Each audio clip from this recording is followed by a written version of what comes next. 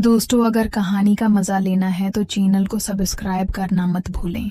मेरा नाम निम्रा है। मैं हमेशा सोचती थी कि मेरी जिंदगी आम सी है, जैसी सब लड़कियों की होती है, मगर शायद मेरी कहानी कुछ अलग लिखी गई थी। मैं बचपन से ही ख्वाब देखने वाली लड़की थी। ख्वाब पढ़ाई के, ख्वाब मोहब्बत के, ख्वाब एक खुशगवार जिंदगी के। मैंने कभी नहीं सोचा था कि ये ख्वाब इतनी आसानी से टूट भी सकते हैं। मेरी जिंदगी में दो लोग बहुत अहम रहे। एक मेरा कज़न आसिम और दूसरा मेरा यूनिवर्सिटी का दोस्त फहद। आसिम बचपन से मेरे करीब रहा, हमेशा घर आना जाना रहता था। वो खुश मिजाज था, मगर कभी कभी बहुत जिद्दी और बात बात पर गुस्सा करने वाला। उसकी माँ अक्सर कहती थी कि निम्रा हमारी ही बहू बनेगी, और मुझे ये बात हमेशा बोझल लगती थी। मेरे दिल में आसिम के लिए कभी वो जज्बा पैदा ही नहीं हुआ जो शादी के रिश्ते के लिए होना चाहिए।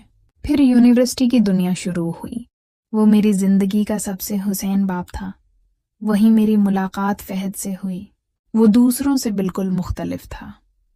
उसकी बातों में नरमी थी, उसके लहजे में सच्चाई थी। जब वो मुझे देखकर मुस्कुराता था तो मुझे लगता था जैसे सारी दुनिया थम गई है।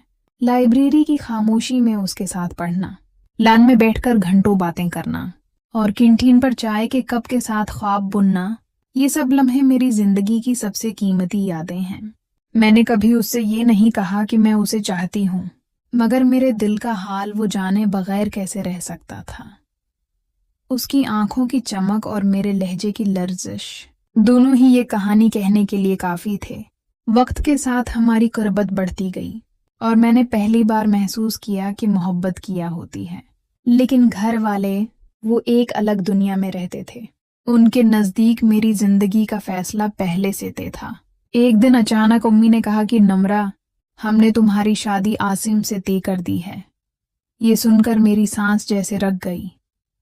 मैंने कहा, आमी, ये कैसे हो सकता है?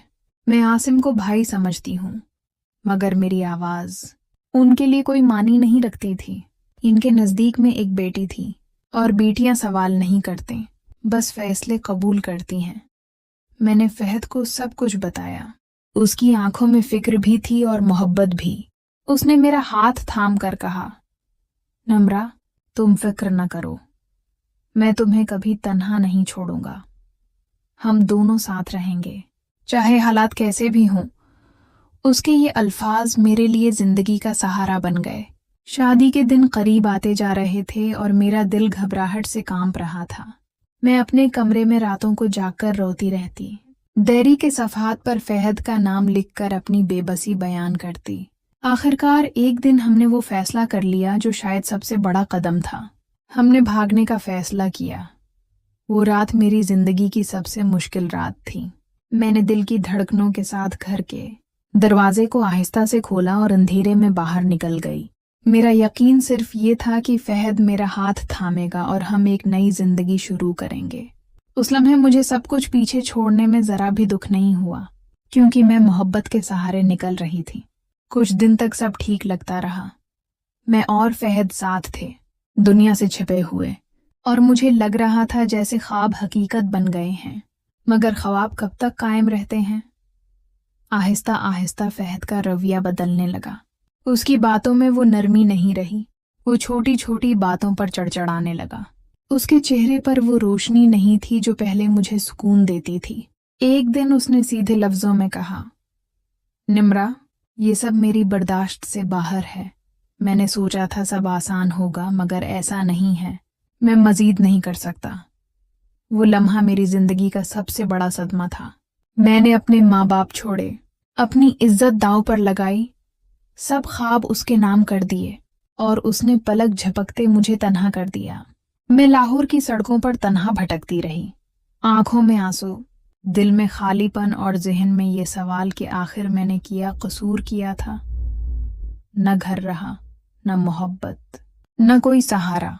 फिर किस्मत मुझे एक यतीम खाने तक ले आई। वहां मासूम बच्चों की आंखों में वही दर्द था जो मेरे दिल में था, मगर उनके चेहरों पर फिर भी एक अजीब सी मुस्कुराहट थी, जैसे वो टूट कर भी जीना जानते हों।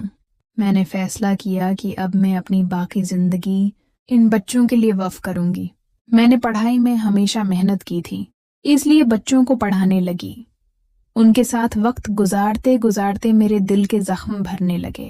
اب مجھے احساس ہوتا ہے کہ محبت صرف ایک شخص کے ساتھ جڑنے کا نام نہیں، محبت وہ ہے جو دوسروں کے لیے جیا جائے، جو آنسو پہنچے، جو زخموں کو مرہم دے۔ میں ٹوٹی ضرور، مگر بکھری نہیں۔ میں نے اپنی شکست کو دوسروں کی امید میں بدل دیا، اور شاید یہی میری اصل کہانی ہے۔